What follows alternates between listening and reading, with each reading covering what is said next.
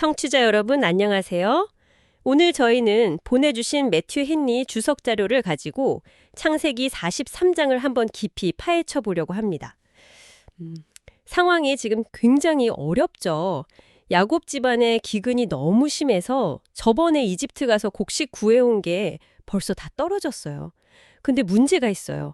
아들 시므온은 이집트의 인질로 잡혀 있고 거기 높은 관리, 사실은 요셉인데 형들은 모르죠. 그 관리가 막내 베냐민 안 데려오면 다시는 자기 얼굴 볼 생각 말라고 엄포를 놨거든요. 그러니까 지금 야곱의 가장 큰 고민은 이거예요. 정말 눈에 넣어도 안 아플 그 막내 아들 베냐민을 이 험한 길에 보내야 되나 말아야 되나. 정말 힘든 결정이죠. 네, 오늘 그래서 매튜 헨리가 이 이야기 속 인물들의 속마음, 또 사건이 막 긴박하게 돌아가잖아요. 그 전개, 그리고 그 속에 담긴 신학적인 의미들, 이걸 어떻게 풀어내는지 같이 한번 살펴보겠습니다. 자, 바로 시작해볼까요? 기근은 점점 더 심해지고요. 곡식은 이제 바닥났습니다. 야곱이 아들들한테 다시 가서 곡식을 조금만 더 사오라고 해요. 1절, 2절 내용이죠. 여기서 헨리가 먼저 짚는 건 야곱의 책임감이에요. 가장으로서 가족들 먹여 살려야 하는 기본적인 책임. 네, 그렇죠. 그걸 하나님이 자기 백성들을 먹이시는 거에 비유를 하더라고요. 맞아요. 그리고 조금 더 사오라는 이 표현. 이거 좀 재밌지 않아요? 헨리는 여기서 어려운 시절에는 막 욕심 부리지 말고 작은 것에도 감사하고 만족할 줄 알아야 한다. 이런 지혜를 이야기합니다. 근데 여기서 이제 유다의 역할이 확 부각이 돼요. 루벤하고는 좀 다르죠. 유다는 아버지한테 굉장히 정중해요. 그러면서도 아주 논리적으로 왜 베냐민을 데려가야만 하는지를 설명하죠. 3절부터 10절까지요. 헨리는 이걸 그냥 아들이 아버지한테 막 대드는 거, 불손한 걸로 안 봐요. 오히려 자녀가 부모님께 합당한 이유를 가지고 권하는 건 필요할 수도 있다. 이렇게 보더라고요. 호세아 말씀까지 인용하면서요. 너희 어미와 쟁론하고 쟁론하라. 네, 맞아요. 유다는 그 이집트 통치자가 했던 말, 내 아우 없이는 내 얼굴 못 본다 이 말이 얼마나 단호했는지를 다시 강조해요. 방법이 없다는 거죠, 사실상. 그러고 보니까 헨리가 이 대목에서 되게 놀라운 비유를 하나 찾아내잖아요. 형들이 베냐민이 있어야 요셉 얼굴을 볼 수 있었던 것처럼 우리가 하나님 앞에 가려면 반드시 그리스도가 필요하다. 와, 여기서 이 교리를 연결시키네요. 맞습니다. 그 연결이 참 인상 깊죠. 그리고 유다의 그 약속, 9절에 내가 그를 위해 담보가 되겠습니다 하는 이 말이요. 정말 중요해요. 헨리는 이게 그냥 하는 말이 아니라 유다가 예전에 동생 요셉한테 저질렀던 그 끔찍한 죄 있잖아요. 창세기 37장에. 팔아넘긴 거요. 네, 그거에 대한 진짜 회개의 증거로 봐요. 베냐민을 지키려고 자기 목숨까지 걸겠다는 이 약속은 어떻게든 과거의 잘못을 좀 바로잡아 보려는 원상복구해보려는 그런 처절한 노력으로 해석을 하는 거죠. 유다란 사람이 정말 많이 변했구나. 이걸 보여주는 장면입니다. 그러니까 그냥 동생 지킬게요 이게 아니라 내 과거 잘못에 대한 책임까지 지려는 그런 마음으로 헨리는 읽는 거군요. 와, 이건 진짜 유다의 큰 변화인데요. 그렇죠. 바로 그 책임감, 그 변화된 모습이 결국 야곱의 마음을 움직인 거죠. 결국 야곱이 마음을 돌립니다. 11절. 예전엔 절대 내 아들 못 보낸다 이렇게까지 말했었는데 말이죠. 헨리는 이걸 변덕이다, 약하다 이렇게 안 보고요. 피할 수 없는 현실 앞에서 내린 지혜로운 결정이라고 봐요. 고집 부리는 거랑 신념 지키는 건 다르다 이런 거죠. 그렇죠. 변하지 않는 분은 오직 하나님뿐이니까요. 헨리가 볼 때 야곱은 사랑하는 아들 하나를 위험에 빠뜨리는 게 온 가족이 다 굶어 죽는 것보다는 낫다. 이런 고통스럽지만 현실적인 차악을 선택한 셈입니다. 네. 그리고 야곱이 그냥 보내는 게 아니에요. 굉장히 신중하게 준비를 시킵니다. 헨리는 여기서 야곱의 그 세심함 또 실용적인 지혜를 되게 강조하는데요. 첫째로 저번에 자루에서 나왔던 돈 있잖아요. 그거 그대로 돌려보내라고 해요. 12절. 혹시 실수였을까 봐 두렵다 이러면서요. 정직함을 보여주려는 거네요. 네, 헨리가 여기서 정직이 얼마나 중요한지를 딱 짚어요. 설령 상대방 실수로 얻은 이득이라도 그거 알면서 안 돌려주면 그건 부정직한 거다. 이렇게 따끔하게 지적하죠. 그리고 두 번째 준비는 뭔가요? 두 번째로는 돈을 처음보다 2배로 가져가게 해요. 12절. 뭐 곡물값이 올랐을 수도 있고 아니면 심우원 몸값이나 벌금이 필요할 수도 있고 아, 혹시 모르니까요. 네. 아니면 그냥 좀 더 잘 보이려고 후한 인상을 주려는 목적일 수도 있고요. 여러 가능성을 다 생각한 거죠. 그렇군요. 마지막 세 번째가 선물을 준비시키는 거예요. 11절. 그때 가나안 땅에서 나는 귀한 것들, 뭐 유향, 꿀, 향품, 몰약 이런 특산품들이죠. 아, 선물 공세군요. 이 선물에 대해서도 헨리가 그냥 넘어가지 않죠. 그냥 뇌물 이렇게만 보진 않던데요. 맞아요. 헨리는 야곱의 이 선물이 그냥 뇌물이 아니라 여러 교훈을 담고 있다고 해석해요. 첫째는 하나님이 지역마다 다른 자원을 주셔서 서로 교역하게 하시는 그 섭리를 보여준다. 이렇게 보고요. 둘째는 꿀이나 향신료 같은 좋은 것도 결국 곡식 같은 필수품은 대신할 수 없다. 이런 현실적인 교훈을 또 짚어내요. 아, 먹고 사는 게 먼저다. 그렇죠. 마시는 것만으로는 못 살잖아요. 오히려 생존에 꼭 필요한 것들이 더 흔하고 저렴하다는 것에 감사해야 한다. 이렇게 말하죠. 그리고 셋째는 잠언 말씀을 인용해요. 은밀한 선물은 노를 쉬게 한다. 그러니까 부당한 대우를 받았다고 느껴도 때로는 선물로 상대방 마음을 좀 누그러뜨리는 게 평화를 위한 지혜일 수 있다. 야곱이 이걸 다 생각했다는 거예요. 이야, 준비는 정말 철저하게 했네요. 근데 뭐 사람의 노력만으로는 안 되잖아요. 맞습니다. 그래서 야곱이 마지막에는 모든 걸 하나님께 맡겨요. 전능하신 하나님께서 그 사람 앞에서 너희에게 은혜를 베푸시기를 14절 이렇게 기도하죠. 헨리는 야곱이 옛날에 형 에서 만날 때도 선물 보내고 기도하고 이걸 같이 했던 걸 떠올려요. 아, 그때도 그랬죠? 네, 인간적이 최선은 다하지만 결국 모든 사람의 마음을 움직이는 분은 하나님이시니까 그분께 은혜를 구하는 거죠. 그리고 마지막엔 거의 체념에 가까운 수용의 자세를 보여요. 내가 자식을 잃게 되면 잃으리로다. 14절. 아, 이 구절 정말 마음 아프죠. 네, 근데 헨리는 이걸 절망적인 포기로 보진 않아요. 하나님의 주권 앞에서 자기 뜻을 내려놓는 고통 속에서의 순종이다. 이렇게 해석합니다. 결국 야곱은 결정을 내렸고 아들들은 그 무거운 마음으로 베냐민을 데리고 다시 이집트로 떠납니다. 이번엔 또 어떤 일이 벌어질지.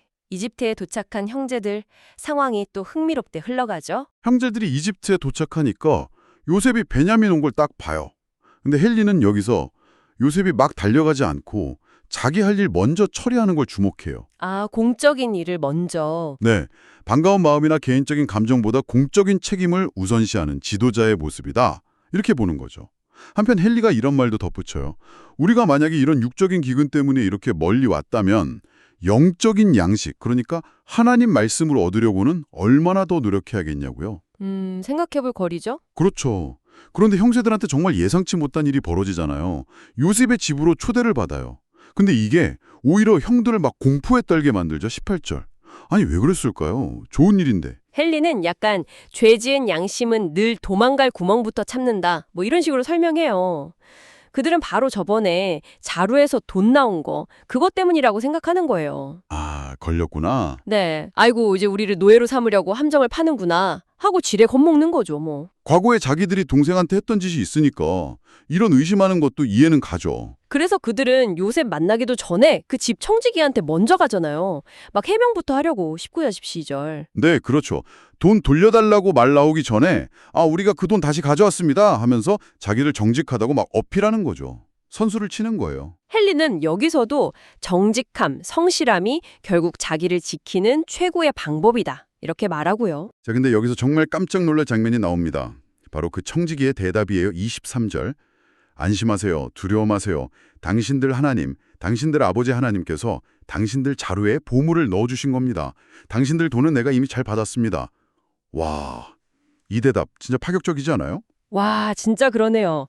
아니 그냥 안심해라 이 정도가 아니라 그 돈의 출처를 하나님이라고 딱 말하다니요? 아니 이집트 사람인 청지기가 어떻게 이런 말을 할 수 있었을까요? 헨리는 이 대답에서 몇 가지 중요한 점을 발견하죠. 네, 헨리는 이 짧은 말에 담긴 의미가 아주 깊다고 봐요.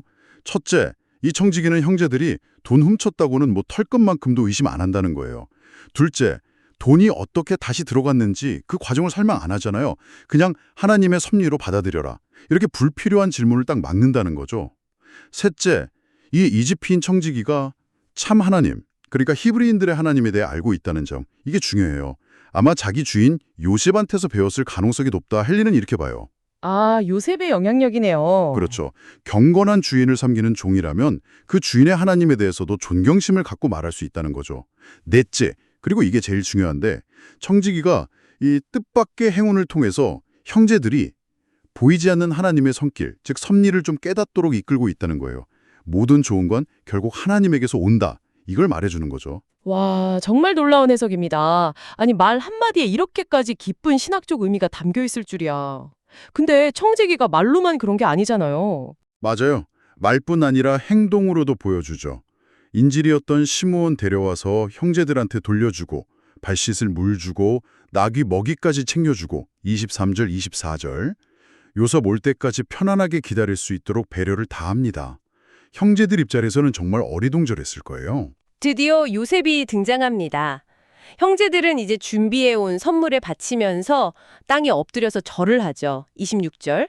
아버지 안부를 묻는 요셉의 질문에 답하면서 또다시 머리 숙여 절하고 28절. 아버지를 심지어 주의 종 우리 아비라고까지 불러요. 네, 헨리는 이걸 보면서 요셉의 그 옛날 꿈이 점점 현실이 되어가는 과정을 다시 한번 확인해요.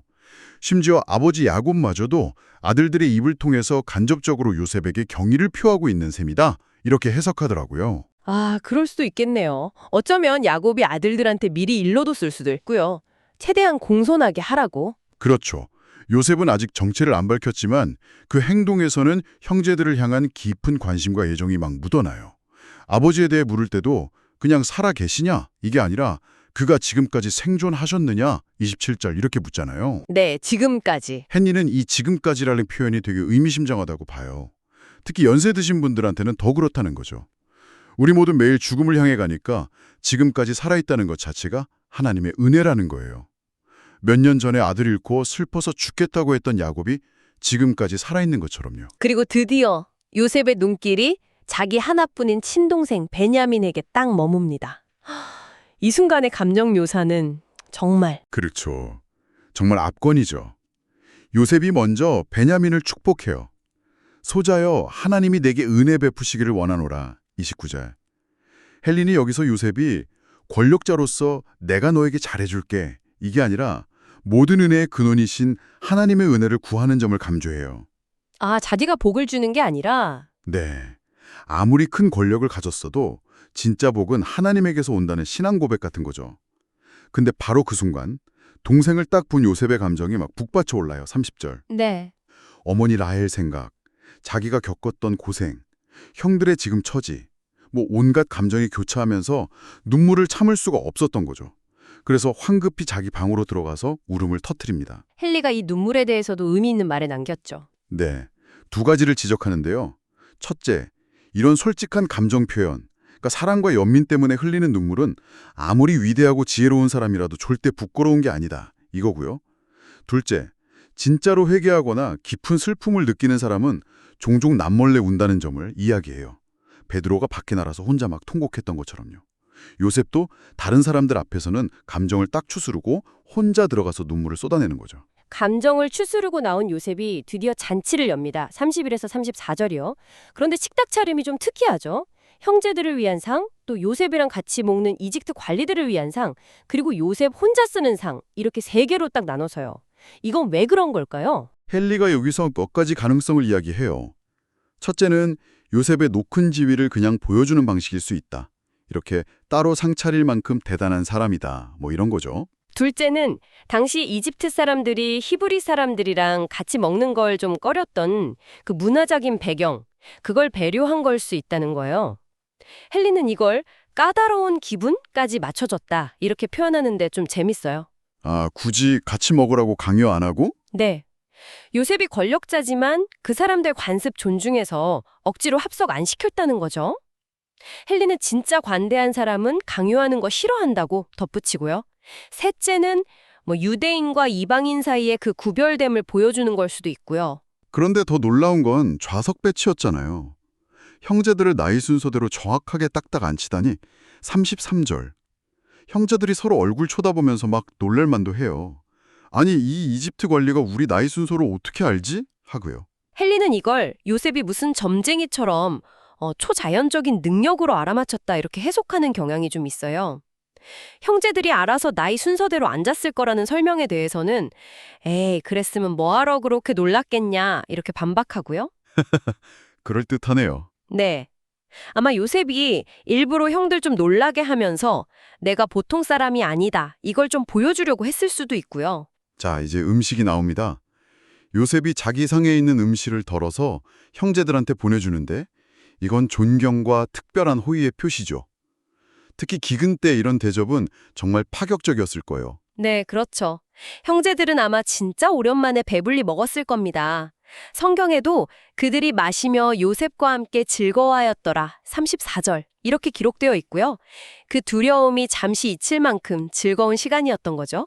헨리는 우리가 하나님께 드리는 예물이나 기도를 하나님이 기쁘게 받으실 때 우리도 이런 기쁨을 느껴야 한다고 연결하더라고요. 물론 잠언 인용에서 높은 사람이랑 밥 먹을 땐 좀 절제해야 한다. 이런 현실적인 조언도 빼놓지 않고요. 그런데 여기서 정말 흥미로운 디테일이 하나 더 나오죠. 바로 베냐민의 음식 몫이 다른 형제들보다 5배나 많았다는 거. 34절. 아니, 이건 뭘까요? 맞아요. 그 부분 저도 진짜 궁금했어요. 아니, 왜 하필 5배였을까? 헨리는 요셉이 진짜로 베냐민한테 5배를 다 먹으라고 준 건 아닐 거라고 봐요.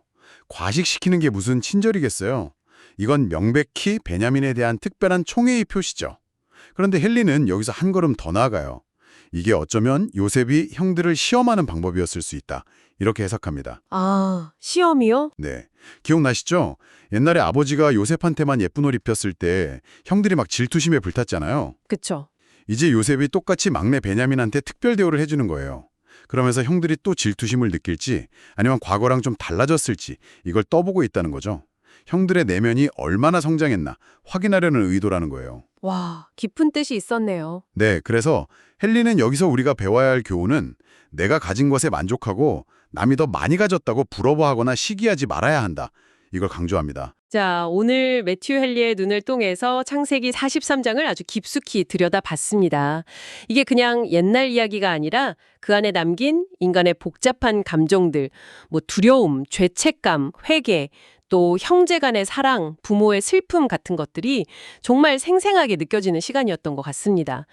동시에 또 현실적인 문제 앞에서 지혜롭게 대처하는 모습들, 그리고 사건 하나하나에 담긴 깊은 신학적인 통찰들까지 발견할 수 있었고요. 야곱의 그 고뇌, 유다의 성장, 형제들의 불안감, 그리고 모든 걸 알면서도 자신을 숨긴 채 형들을 시험하면서도 또 깊은 애정을 보이는 요셉의 그 마음까지 정말 입체적인 그림이 그려지는 것 같아요. 헨리가 끊임없이 성경의 다른 부분이나 우리 신앙과 이렇게 연결짓는 방식이 특히 저는 인상 깊었어요. 베냐민이 있어야 요셉을 만날 수 있다는 걸 그리스도가 있어야 하나님께 갈 수 있다는 진리랑 연결하고 또 청지기의 말을 통해서 보이지 않는 하나님의 섭리를 강조하고 야곱의 그 체념 속에서 우리가 배워야 할 수용의 자세를 읽어내는 거 보면 어휴, 정말 거의 모든 디테일에서 의미를 길어올리는 능력이 놀랍습니다. 맞아요. 선물 목록이나 식탁 배치 같은 어떻게 보면 사소해 보이는 부분에서도 교훈을 찾아내는 거 보면 정말 대단하죠. 그렇죠. 그리고 헨리의 주석 덕분에 이야기의 긴장감이 훨씬 더 살아나는 것 같아요. 형제들은 지금 뭐 영문도 모르고 극진한 대접을 받고 있지만 이게 끝이 아니라는 걸 우린 알잖아요. 다음 장에서 벌어질 또 다른 극적인 사건을 향한 복선이 착착 깔리는 그런 느낌입니다. 마지막으로 오늘 나눈 이야기들을 바탕으로 여러분께 생각해볼 질문 하나를 던지면서 마무리할까 합니다. 헨리는 베냐민이 5배 몫을 받은 게 형제들에 대한 시험이었을 수 있다고 갔잖아요. 과거 요셉에게 그랬던 것처럼 그들이 또 질투심을 보일 것인가 하는 시험이었죠. 그런데 성경은 그들이 그냥 마시며 즐거워했다고만 기록하고 있어요. 혹시 이게 형제들이 막 서로 목 비교하면서 시기하기보다는 예상치 못한 환대와 안도감 속에서 이 첫 번째 시험을 자신들도 모르게 통과했다는 그런 의미는 아닐까요? 아, 그럴 수도 있겠네요.